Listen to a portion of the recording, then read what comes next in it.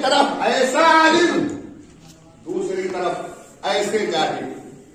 یہ بات کتنوں کی سمجھ میں آئی؟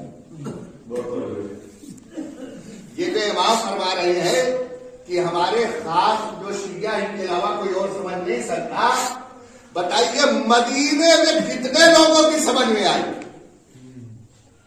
صرف 3 لوگ، جناب سلمان، جناب مقداد، جناب ابوذر.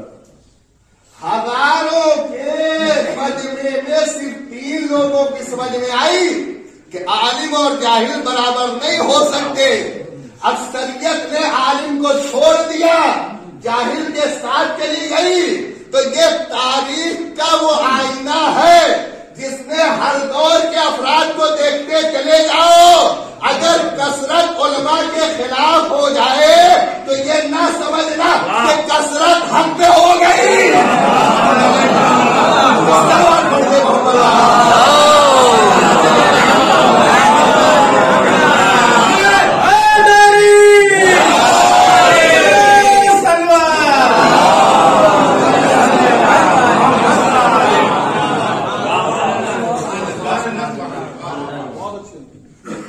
یہی تو وہ مقام ولایت حضرت علی ابن ابی طالب تھا.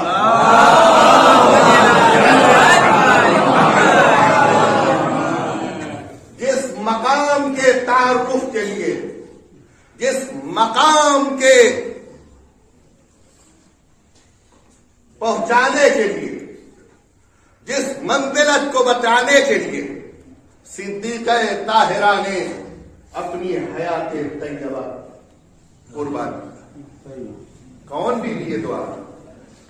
جب عالم اور جاہل برابر نہیں ہو سکتے تو یہ بتائیے کیا کوئی جاہل کسی عالم سے افضل ہو سکتا ہے؟ بھائی اگر برابر نہیں ہو سکتے، جب جاہل عالم کے ہم پلہ نہیں ہو سکتا، عدیل نہیں ہو سکتا، ہم مثل نہیں ہو سکتا، ہم نظیر نہیں ہو سکتا، اس کے برابر نہیں ہو سکتا، تو پھر اس سے افضل کیسے ہو سکتا ہے؟ اس سے بہتر کیسے ہو سکتا ہے؟ جب اس کے برابر نہیں ہو سکتا تو پھر کوئی جاہل عالم کا حاکم کیسے ہو سکتا ہے؟ تو پھر کوئی جاہل کسی عالم کا سردار کیسے ہو سکتا ہے؟ تو اب شہزادی کونین کی حیات طیبہ کے وہ گوشہ جو عموماً بیان نہیں ہوتا ہے، وہ علمی منزلت شہزادی کونین کی کس منزل پہ ہے؟ قرآن یہ کہہ رہا عالم اور جاہل برابر نہیں ہو سکتا. تو اب جاہل عالم سے افضل نہیں ہو سکتا، جاہل عالم کا سردار نہیں ہو سکتا. شہزادی کونین کے علم کا مرتبہ کیا ہے؟ برابر آپ وہ حدیث سنتے رہتے ہیں. میں اس گوشے کی طرف آپ کے اذہان عالیہ کو متوجہ کرنا چاہتا ہوں کہ سرکار دو عالم نے فرمایا، صحیح بخاری سے لے کر تمام صحیح اور غلط کتابوں کی روایتیں موجود ہیں کہ فرمایا فاطمہ سیدۃ نساء العالمین من الاولین والآخرین. فاطمہ تمام کائنات کی خواتین کی سردار، تمام اولین میں سے بھی آخرین میں سے تمام خواتین کی سردار. صرف دنیا ہی میں سردار نہیں ہے، یہ صحیح بخاری صحیح ترمذی سب کی روایت ہے کہ سرکار دو عالم نے فرمایا، میرے پاس گھڑی نہیں بلانا بھول گیا، مجھے بتا. سرکار دو عالم نے فرمایا حذیفہ سے، حذیفہ کون ہے؟ صاحب سر پیغمبر. منافقوں کے نام حضور نے انہیں کو راز رکھنے کے لیے بتایا.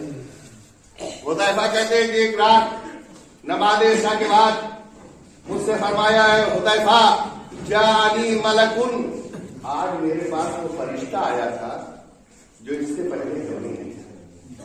جبرائیل سید الملائکہ آتے رہے، اسرافیل آتے رہے، اسرائیل آتے رہے، تمام ملائکہ آتے رہے، لیکن یہ فرشتہ آج میرے پاس پہلی مرتبہ آیا، استاذنا ربہ، آج اس نے خاص پرمیشن لی اجازت کی اپنے رب سے، کس لیے؟ لیسلم علیہ، تاکہ میری بارگاہ میں آ کر مجھے سلام، وَيُبَشِّرُنِي بِأَنَّ فَاطِمَةَ سَيِّدَةُ نِسَاءِ أَهْلِ الْجَنَّةِ وَالْحَسَنَ وَالْحُسَيْنَ سَيِّدَا شَبَابِ الْعَالَمِينَ۔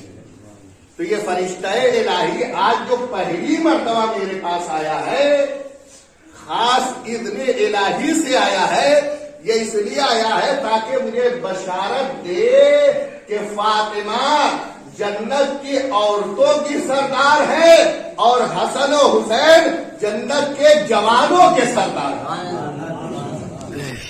تو اب دو حدیث، فاطمہ زہرا تمام کائنات کی خواتین کی سردار، جنت کی عورتوں کی شہزادی۔ اب تمام کائنات کی خواتین کی سردار کون ہو؟ عالم اور جاہل برابر نہیں ہو سکتے۔ تو اب ان کائنات کی خواتین میں کون ہے؟ جناب حوا ہے کہ نہیں؟ جناب سارہ ہے، جناب حاجرہ ہے، جناب بلقیس ہے، اور وہ خاتون کی جس کی طہارت کا، جس کی عصمت کا، جس کے صدیقہ ہونے کا، جس کے صاحب اعجاز ہونے کا، جس سے ملائکہ گفتگو کرے، جس کے لیے جنت سے کھانا آئے، اسے مریم صدیقہ، یہ جناب مریم کبریٰ ہے۔ تو اب ان تمام خواتین کی سردار ہے جناب فاطمہ زہرا۔ اب اس کا مطلب یہ ہے کہ جتنا علم جناب حوا کے پاس ہے، جتنا علم جناب سارہ کے پاس ہے، جتنا علم جناب حاجرہ کے پاس ہے، جتنا علم جناب بلقیس کے پاس ہے، جتنا علم جناب مریم کے پاس ہے، ان سب سے زیادہ علم صدیقہ طاہرہ کے پاس ہے کہ نہیں ہے؟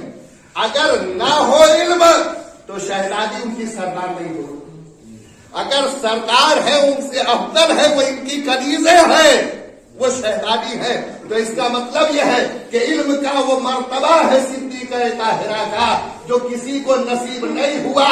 اسی لیے اہل سنت کے مایہ ناز مفسر اور مفتی علامہ آلوسی بغدادی، مفتی بغداد، اپنی تفسیر روح المعانی میں لکھتے ہیں کہ پیغمبر اسلام کی ایک بیوی جن کو مسلمان بہت احترام کی نظر سے دیکھتے ہیں، بلکہ صرف انہی کو دیکھتے ہیں، اگر پیغمبر اسلام کی زوجہ کا تذکرہ ہو تو صرف ایک ہی کا ہوتا ہے، انہی کو عزت کی نظر سے دیکھا جاتا ہے، انہیں بس وہی، ان کے لیے کہتے ہیں کہ ایک حدیث ہے کہ وہ سب سے افضل ہے۔ وہ سب سے افضل کیوں ہے؟ کہ اس لیے ایک حدیث یہ بیان کی جاتی ہے، خذوا ثلث دینکم من حمیرہ، کہ سرکار دو عالم نے فرمایا کہ 2 حصہ دین کا حمیرہ سے لینا، عائشہ سے 2 حصہ دین کا لینا۔ تو اب جس کے پاس اتنا علم ہو وہ سب سے افضل ہو۔ وہ کہتے ہیں کہ اگر یہ حدیث صحیح ہو تو پھر اس کا مطلب یہ ہے کہ یہ تو اپنے ابا سے بھی افضل ہے،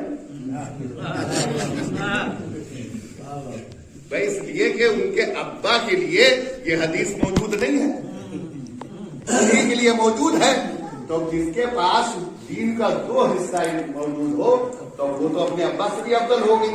تو اگر ہو گئی تو پھر حاکم کس کو ہونا چاہیے؟ کس کو آنا چاہیے؟ وہ کہتے اس لیے کہا جاتا ہے تمام خواتین بھی افضل ہیں۔ وہ یہ کہتے اگر یہ حدیث صحیح بھی ہو، وَإِن صَحَّ هَذَا الْحَدِيث، اگر میں یہ مان لوں کہ یہ حدیث صحیح بھی ہے، تب بھی صدیقہ طاہرہ بدعت رسول کا مقابلہ کسی بھی خاتون سے نہیں ہو سکتا۔ وہ تحریر کرتے اس لیے کہ اگر صدیقہ صدیقہ طاہرہ فاطمہ زہرا کے بارے میں یہ حدیث موجود نہ بھی ہو تو پیغمبر اسلام کی حدیث اس لیے موجود نہیں ہے کہ آپ کو یہ معلوم تھا کہ میری بیٹی میرے بعد زیادہ اس دنیا میں رہے گی نہیں.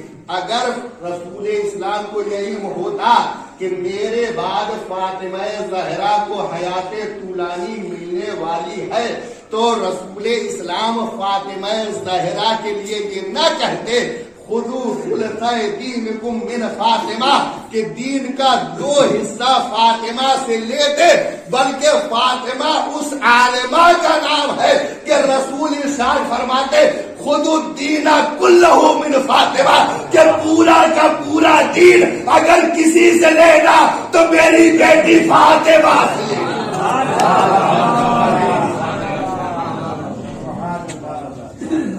تو اس کا مطلب یہ ہے کہ پورا دین اگر کسی کے پاس ہے تو وہ صدیقہ طاہرہ ہے. جو علم رسالت ہے وہ اگر علم کسی کے پاس ہے تو وہ فاطمہ طاہرہ